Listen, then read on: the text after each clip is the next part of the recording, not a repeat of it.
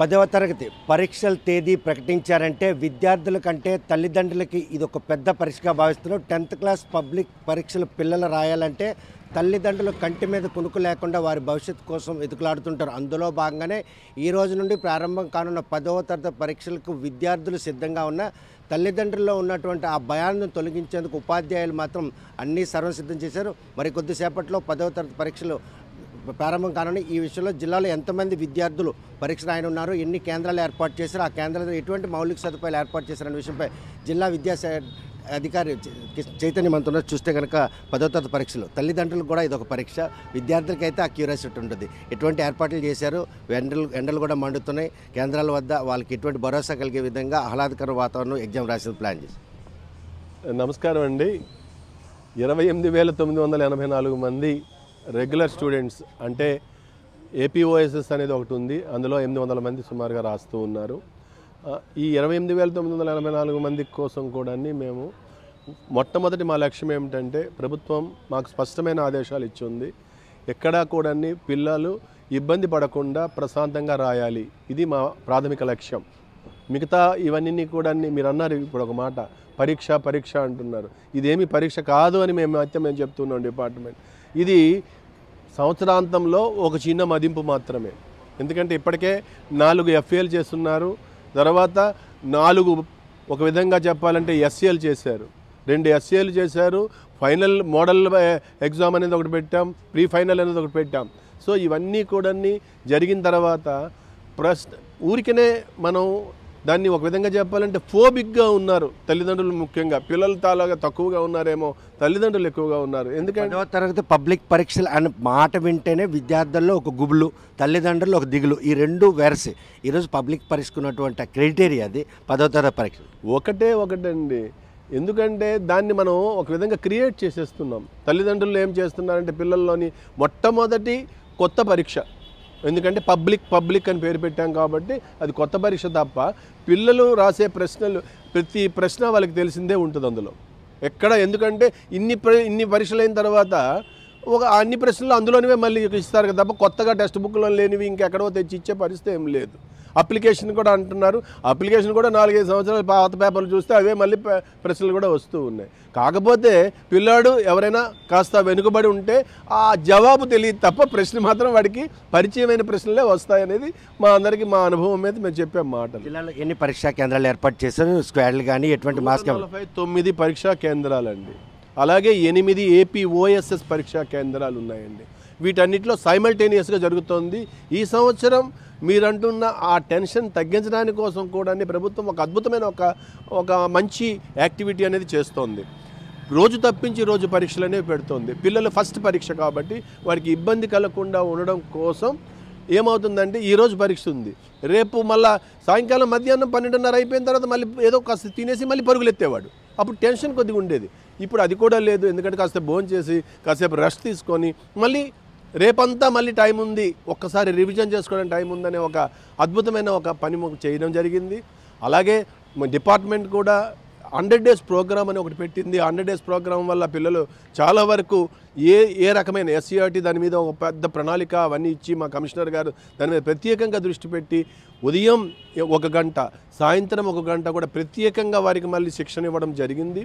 ఒక విధంగా ఇలాంటి ఫోబిక్ ఇవి లేకుండా చేయడానికి ఆదివారాలు కూడా ప్రత్యేకంగా మధ్యాహ్నం భోజనం కూడా పెట్టి కూడా 10th క్లాస్ పిల్లలకి మేము ఒక విధంగా మా సంరక్షణ అంతా కూడా బాగానే ఉంది. అంటే 10వ తరగతి పరీక్షలు రాసే విద్యార్థులకు ఉపాధ్యాయులతో పాటు అన్ని ఆ రంగానికి సంబంధించి అందరూ కూడా 100 రోజుల పాటు పరీక్షలు రాసేటటువంటి ఒక శ్రమ పడ్డారని అనుకోవచ్చా ఈ ప్రక్రియ అంతా? నేనైతే శ్రమనండి, అంటే మాకైతే ఈ మదింపు ప్రక్రియ మీద సంసిద్ధత అనేది మేము 100 కాదు దాదాపుగా 150 రోజుల నుంచి మేము మొదలుపెట్టాం.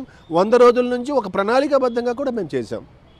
కాబట్టి ఎక్కడ ఏ రకమైన సమస్యలు లేవు. మీరు అన్నారు ఇందాక మౌలిక సమస్యలు అనే ప్రాథమిక సమస్యలు అవి చాలా ఇంపార్టెంట్. ముఖ్యంగా కూర్చోవడానికి బెంచీలు, ఎండాకాలం బాగా వాటర్ అనేది ఎక్కువగా అవసరం ఉంటుంది, పైన ఫ్యాన్ అనేది ఒకటి తిరుగుతున్నాయా లేదా, రెండవది ఏంటంటే మన వాష్రూమ్ ఫెసిలిటీ, ఇవి ప్రాథమికంగా మేము చూస్తూ ఉన్నాం. ఈ ప్రాథమికంగా ఇవి దాదాపుగా ఎక్కడా కూడా సమస్యలు లేవు. కలెక్టర్ గారు కానీ నిన్ననే మళ్ళీ కలెక్టర్ గారు దపాలుగా లైన్ డిపార్ట్మెంట్స్తో మాట్లాడారు. సెక్యూరిటీ కూడా ఇప్పుడు ఏమిస్తున్నారు. ముందుగా ఏమిటంటే నా ప్రార్థన ఏంటంటే బయట నుంచి ఈ ఒత్తిడి ఉండడం వల్లనే పిల్లలు ఇబ్బంది పడుతున్నారు. బయట నుంచి ఏదో సహాయం వచ్చేస్తుందని ఒక ఆశ, దానివల్ల వాళ్ళలో ఒక రకమైన ఫ్రస్ట్రేషన్. ఇది పరంపరగా కొనసాగుతున్నటువంటి ప్రక్రియ. దీని అంతటికి కూడాను ఫుల్ స్టాప్ పెట్టేందుకు ఈసారి రాష్ట్ర ప్రభుత్వం తీసుకున్నటువంటి దీంట్లో తల్లిదండ్రులు ఉన్నటువంటి దిగులను తొలగించే విధంగా ఈసారి చేసినటువంటి 10th క్లాస్ ప్రిపరేషన్ ఉందని అనుకోవచ్చా? ఎస్, దానికోసం మేము ముందుగుండానే అందరితో కూడా ఎక్కడ జరుగుతున్నా స్కూల్ కాంప్లెక్స్లు జరుగుతున్నా, అలాగే ఎక్కడైనా ఒక మీటింగ్ మన తల్లిదండ్రులతో మీటింగుల్లో కూడా ఇదే చెప్తున్నాం. మీరు మాకు అప్పచెప్పారు, మా పూచి అది మేము చూసుకుంటాం. దానికోసం మీరు అదే ఒకటి తల్లిదండ్రులు ఏమైనా మొదటి పరీక్ష కాబట్టి పిల్లలు అందరూ కలిపి ఒక దగ్గరికి రావడం, వాళ్ళకి దిగబెట్టడం, ఏవో రకరకాలైన సంప్రదాయపు కొన్ని ఉన్నాయి. ఒకరికి నమస్కారం చేయడం, లేకపోతే దేవుడి దగ్గరికి వెళ్ళటం, లేకపోతే ఏదో ఒక మంచి అట్టని ఆ ప్లాంక్ని తీసుకెళ్ళి దేవుడి దగ్గర పెట్టడం, ఇవన్నీ చాలా అవసరమే. ఎందుకంటే ముందు అవి మానసికంగా కొంత వాళ్ళకి బలాన్ని ఇస్తాయి. కాకపోతే వాళ్ళని అది టెన్షన్గా మారకూడదు. ఎక్కడైనా హైపర్ సెన్సిటివ్ కానీ సెన్సిటివ్ పరీక్షా కేంద్రాలు ఏమైనా గుర్తించారు? అక్కడ ఎటువంటి ఏర్పాట్లు చేశారు? మాకు తెలిసి అయితే ఈ సంవత్సరం మా దగ్గరకు వచ్చినప్పటికీ ఆ సెన్సిటివిటీనెస్ అనేది మొట్టమొదటి మేము 3 నెలల ముందు నుంచే ఒక క్లియర్ అయిపోయింది. మంచి సెంటర్స్ని మేము ఎంచుకున్నాం. ఆ సెంటర్స్కి మంచి డిపార్ట్మెంటల్ ఆఫీసరు, మా స్టాఫ్ని మంచి స్టాఫ్ని మేము ఎంచుకున్నాం. సో ఇప్పుడు ఏమవుతుంది, ఆ స్టాఫ్ ఒక 24 మంది పిల్లలు ఉన్న దగ్గర ఒక ఇన్విజిలేటర్ గారు 24 మందిని 3 గంటల సేపు చూడలేరా? నేను ఇక్కడ కాపలా అని లేకపోతే పోలీసు కాపలా అని నేను అంటం లేదు. ఇక్కడ వాళ్ళని సౌకర్యవంతంగా రాసేటట్టుగా చూడమని మేము అడుగుతున్నాం. స్క్వాడ్లకు కూడా మేము చెప్పాం, ఇక్కడికి వెళ్ళి ఏ రకమైన వాళ్ళకి బొంబాట్ చేయడం కానీ అలాంటివి ఏం చేయొద్దు, హడావిడి మాత్రం ఎక్కడా వద్దు. ఇది ఒక ఇదనమాట. టీచింగ్ అసెస్మెంట్ అనేది ఒక ఒకదాని వెంట ఒకటి వెళ్ళే కార్యక్రమాలు. ఈ ప్రక్రియలో ఈ సిట్టింగ్ స్క్వాడ్ కానీ లేకపోతే ఫ్లయింగ్ స్క్వాడ్ కానీ ఈ ప్రక్రియ కూడా ఎంతమంది సిబ్బందిని వినియోగిస్తుంది? మేము ఇక్కడికి వచ్చేటప్పటికి డిపార్ట్మెంటల్ ఆఫీసరు, చీఫ్ సూపరింటెండెంట్ అక్కడ ఉంటారు. 2400 మంది ఇన్విజిలేటర్లు ఉన్నారు. అలాగే అడిషనల్ డిపార్ట్మెంటల్ ఆఫీసర్స్ ఉన్నారు. స్క్వాడ్లు ఇక్కడ 9 స్క్వాడ్లు నడుస్తున్నాయి. 7+2 స్క్వాడ్లు, 7 రెగ్యులరు, 2 ఏపీఓఎస్ఎస్ అని కలిపే చూస్తాయి. అన్ని సెంటర్లని కలిపే చూస్తాయి. సిట్టింగ్ స్క్వాడ్లు కూడా దాదాపుగా మేము ఒక 25 రెడీ చేసుకున్నాం. ఎక్కడెక్కడ ఏదైనా చిన్న డిస్టర్బెన్స్ ఉందనుకుంటే అక్కడ పెట్టేస్తున్నాం. తర్వాత సీసీ క్యాములు కూడా ఒక 7 సెంటర్లో సీసీ క్యాములు కూడా పెట్టాము. సీసీ క్యాములు పెట్టామంటే అక్కడ దాని మీద ఏదో ప్రాబ్లం ఉందని కాదు, లోగడ ఉన్న కొన్ని సంఘటనల వల్ల లేకపోతే కొన్ని ఎక్కువ మంది ఉండడం వీటి వల్ల తప్ప దాని మీద ఏదో అనుమానంతోనూ దీంతోనూ పెట్టింది కాదు. ఎప్పుడూ కూడా వల్నరబుల్ సెంటర్స్ అనేవి ఎప్పుడు మా దృష్టిలో ఉంటాయి. వాటికి కూడా ఏ రకమైన చర్యలు తీసుకోవాలనేది అన్నీ తీసేసుకున్నాం.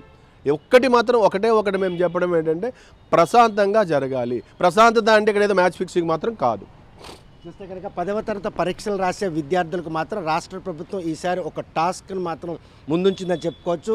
4 పర్యాలు ఇప్పటికే పబ్లిక్ ఎగ్జామ్స్ ఎలా ఉంటాయో అన్నటువంటి ఎగ్జామినేషన్ రాయించడం, ఫైనల్ ఎగ్జామ్ అన్నటువంటి ఫీలింగ్ లేకుండా ఈరోజు పరీక్షా కేంద్రాల వద్ద అన్ని మౌలిక సదుపాయాల కల్పనతో పాటు రోజు తప్పించి రోజు ఎగ్జామ్ పెట్టే ప్రక్రియ మాత్రం విద్యార్థులకి ఈసారి ఎట్టి పరిస్థితుల్లోనూ వారికి మెరుగైన రిజల్ట్ రావడానికి మాత్రం దోహదపడుతుంది.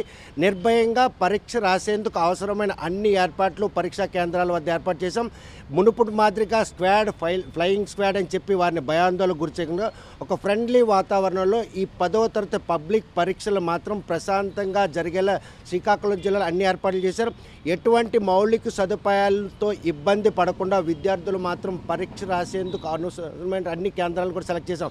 కొన్ని కేంద్రాల్లో మాత్రం సీసీ కెమెరాల పర్యవేక్షణలో ఎగ్జామ్ జరుగుతుంది. అలాగని అక్కడ ఏదో జరిగిందని కానీ మునుపటి జరిగిన ఘటనలను అంటే దీనిగా తీసుకొని దాని ప్రకారం అక్కడ సీసీ కెమెరాలు ఏర్పాటు చేసి ఉన్నటువంటి 149 పరీక్షా కేంద్రాల్లో మాత్రం సుమారు 28,000 మంది విద్యార్థులు రోజు తప్పించి రోజు 10వ తరగతి పరీక్షలు రాసుకునేందుకు అవసరమైన అన్ని ఏర్పాట్లు చేశామని చెప్పి జిల్లా విద్యాశాఖ అధికారి స్పష్టం చేస్తారు. వీడియో జర్నలిస్ట్ రామకృష్ణతో సత్యం, RTV శ్రీకాకుళం. మరిన్ని వీడియోస్ కోసం ఛానల్ ని సబ్స్క్రైబ్ చేయండి. లేటెస్ట్ అప్డేట్స్ కోసం వాట్సాప్ ఛానల్ ని ఫాలో అవ్వండి. ఆ లింక్ డిస్క్రిప్షన్ లో ఉంది.